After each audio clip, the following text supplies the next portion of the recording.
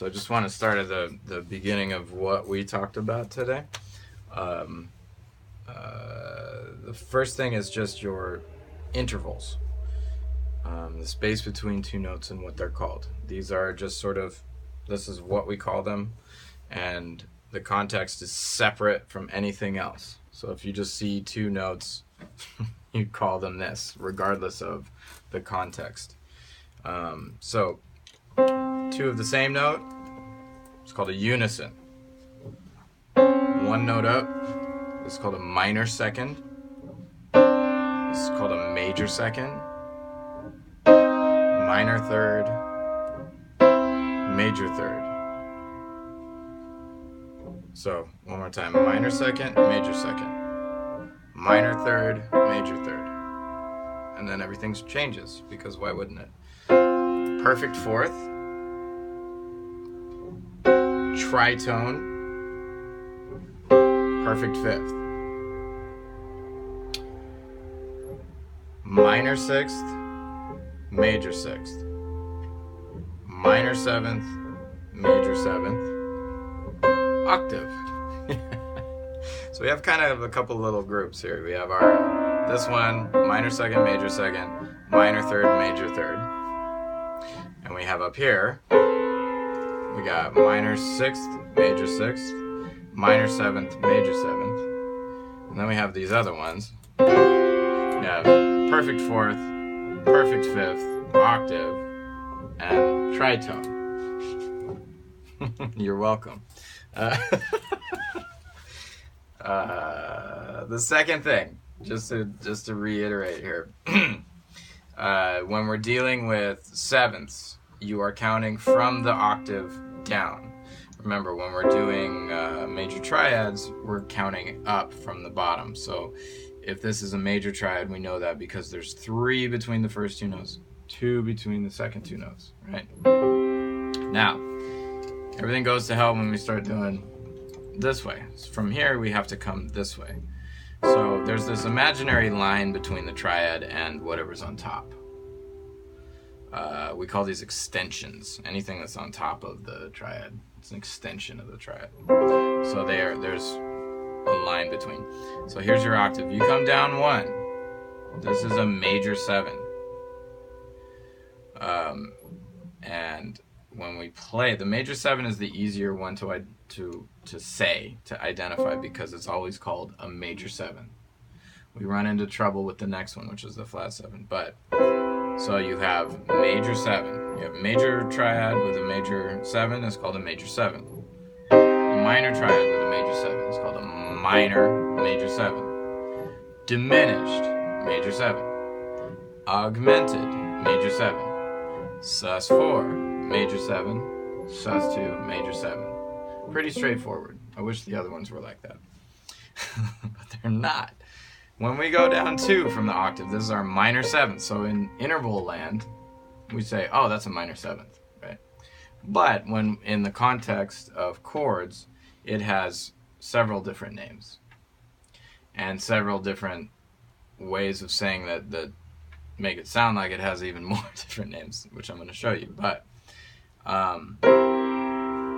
major chord with a minor 7 or flat 7, we also, like, more commonly in my circle of musicians, we call this a flat 7. It depends on who you're talking to, but flat 7 is a more generic term. Minor has an implication. You think about a minor chord when you say minor. So if you say flat, it's more generic, because that can mean either minor or major. And in this case, you have a major chord with a flat 7. This is the biggie. We call this a dominant 7. Or for short, we just say 7. It's a 7 chord, C7. And again, the full name of it is dominant 7, C dominant 7. But nobody ever calls it C dominant 7. They only call it C7. Furthermore, the only flat 7 chord that can be called dominant is this one. It's a C major with a flat 7. That's a dominant 7. It's very unique. It's very special. No other flat 7 chord can be dominant. Only this one. With a minor triad and a flat 7, we call this chord a minor 7 chord. With a diminished triad and a flat 7, we have another name. It has 2 names actually, but we call it minor 7 flat 5, most commonly in jazz. And that's because here's your minor 7. If you take your 5th note and you flat it, it becomes a minor 7 flat 5. In the classical realm, we call this a half diminished 7. You just have to memorize that. Sorry. And then you have an augmented triad with a flat 7. We call this C augmented 7. Now it sounds like you're saying augment the 7 to me. My ear, it always messed me up. I was like, C augmented 7, well then the 7 must be over here somewhere. It's not true. C augmented means this, and then 7 by itself is a flat 7. This one, C sus4 7.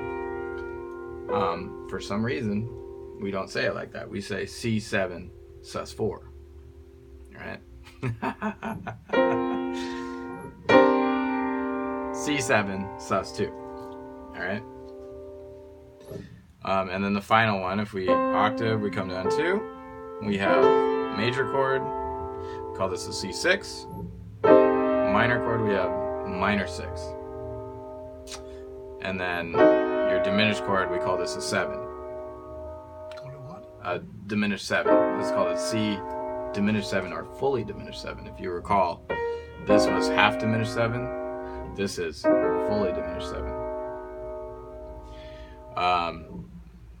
Couple more confusing thing. I'm trying to dispel this confusingness, or at least make you feel better about being confused. Major 6th.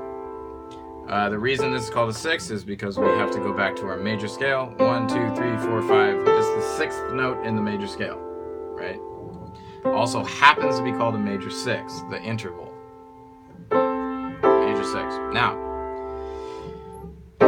this is called a minor 6th, right?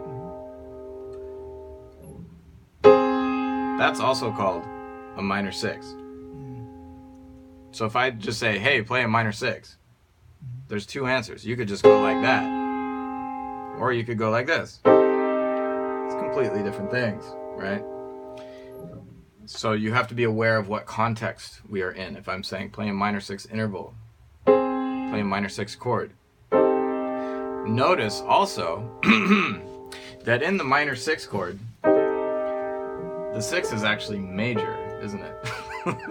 So if I say play a minor 6 chord, why the fuck am I playing a major 6 in a minor 6 chord? You would think that would be, but no, this is an A flat major 7 first inversion.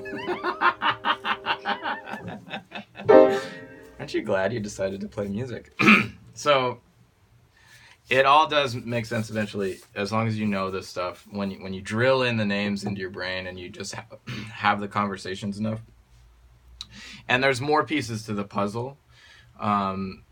Presenting this is difficult because there's so many pieces of the puzzle that are interdependent. You kind of have to work on this one, then this one, this one, this one, this one, and then you start to see how they fit together, and you go, oh, okay. It just takes time. And one final thing, this diminished 7 nonsense comes from a diminished scale, which operates on different same principle, but different set of a different scale, we can say. So a diminished scale has 8 notes in it. Normally, all these other chords, every other chord that we played today, comes from a 7-note scale. All of them, except for the diminished chord. It's unique. Diminished chord comes from a diminished scale, which has 8 notes. So when you count, this is 1, 2, 3, 4, 5, 6, 7, 8. And again, we're dealing with tertial harmony. So any scale, no matter what it is, you break up into thirds to make the chord, which means you skip notes. 1, 2, 3, 3, 4, 5, 5, 6, 7.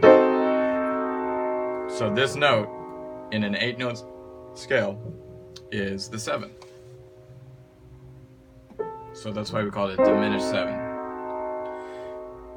And this one, for some reason, we call it a half diminished 7. from the classical terminology, even though it has nothing to do with a diminished scale. It just happens to be a diminished triad. All right. But this week, what I'm having you do is only 4 of these: major chord with a major 7, minor chord with a major 7, major chord with a flat 7, and minor chord with a flat 7. So I want you to get good at those wherever they are. Major chord, major 7, minor chord, major 7, that type of thing on your tenuto. Once you start getting good at that, the other stuff will be a lot easier to deal with.